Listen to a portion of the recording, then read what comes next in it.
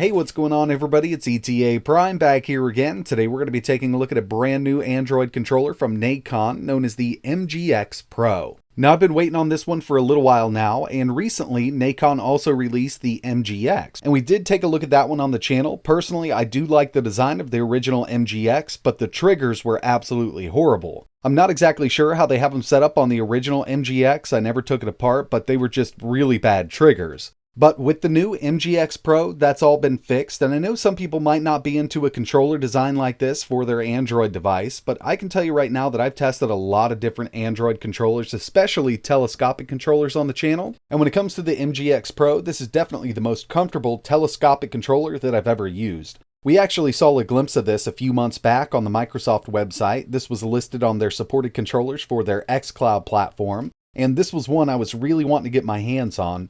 And you know, in the past, I've actually thought about taking a real Xbox controller and kind of separating it to put my phone right in the middle. But now we basically have that with the MG-X Pro. And when it comes to these Android controllers, this checks most of my boxes off except for one. This actually utilizes Bluetooth instead of USB Type-C to connect to your phone. So inside of the box, basically all you're going to get here is the controller itself, a user manual, and a USB Type-C cable for charging up the internal battery on the controller. And you can get up to 20 hours of gameplay out of this battery. So as you can see, we have all the buttons we need. We've got two analog sticks. We've got our D-pad, start, select, A, B, X, Y. We've also got our home button, otherwise known as a Nexus button.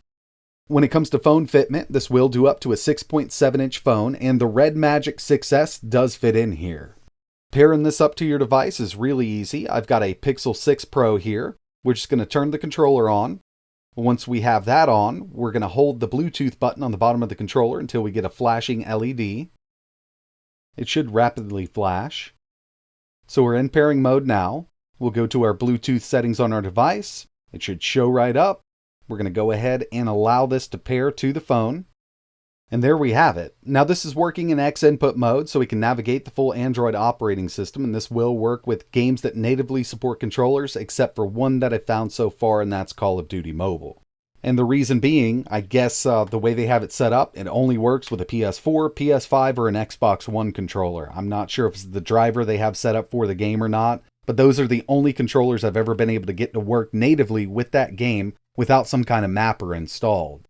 If you've seen the Pixel 6 Pro, you know it's got a pretty hefty little camera bump, but it does fit in here just fine. So the first thing I wanted to test out with this controller are the triggers. They are analog, and I got a little app here that we can take a look at them with. And if you're not familiar with analog controllers, I'll show you exactly what I mean. We have brake and gas at the bottom of this little list here. When you push this a little bit, it's going to give us a bit of input. When you push it all the way, we'll be at 100%. This does work out really well for racing games. So our right trigger is analog. I'll be using this for gas in most of my games. And we also have our brake, which would be our right trigger, also analog. Next up, let's take a look at some cloud gaming with this controller. I'm going to go with Xbox Game Pass or Xbox Game Streaming, otherwise known as Xcloud. I'm not sure the real name of it right now, but this also works with Stadia and GeForce Now. You can also map this to work with Steam Link and Moonlight. Alright, so I just went with some Forza Horizon 5. We're going to test out those analog triggers, and these work really, really well. I mean, you can definitely hold it at that spot you want it to be held at, and like we saw, brake and gas are analog, so it really does give you that finite control, especially in racing games, and that's one of the main reasons I always look for analog triggers with my controllers. But yeah, I mean, using this for cloud gaming does work out really well. Like I mentioned, if you want to use this with Steam Link and Moonlight, you will have to map it like you would with most controllers. But it does work right out of the box with GeForce Now, Stadia, and as you can see here, Xcloud.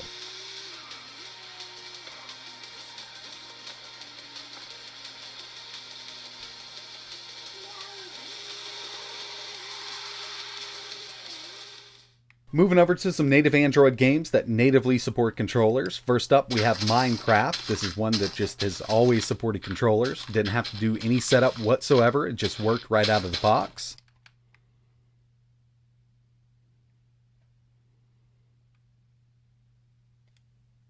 And if you wanted to get this up and running with a game that doesn't natively support controllers, like Genshin Impact, for some reason they just haven't added controller support on Android yet, it's been on iOS forever, you will have to use a third-party mapping app, and personally I like to use the Mantis app, but you will have to kind of enable it over ADB.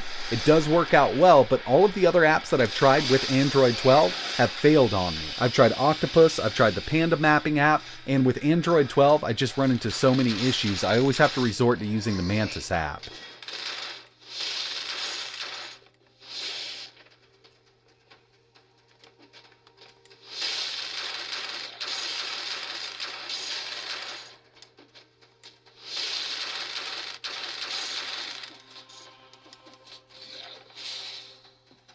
And real quick, I'm going to give you a look at this in action. Here we have Genshin Impact. I do have to use that mapping app on top of it. This is Mantis Pro. We can map it however we'd like, but it does work out with the MG-X Pro. Until they add controller support for this game, this is how I personally like playing it on my Android device.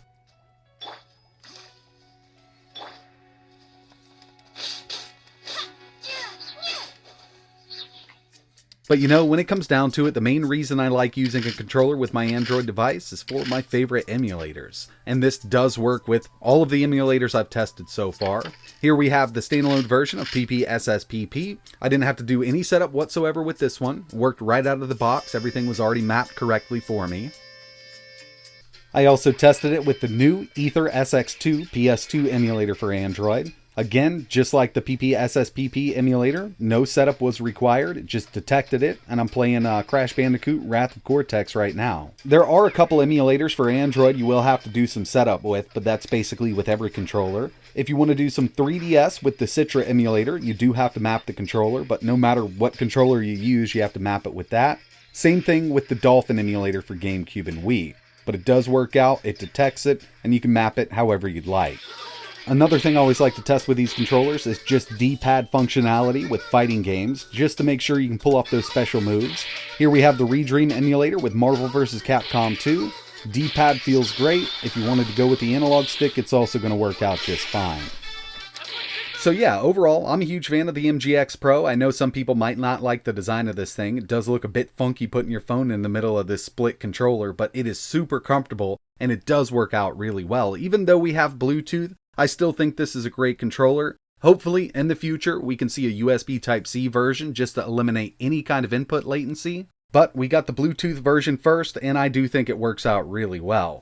Now, one thing I'd like to mention about controllers for your Android device, if you've already got a PS4, PS5, or an Xbox One controller, you can buy a cheap clip and use it just like that, connected over Bluetooth.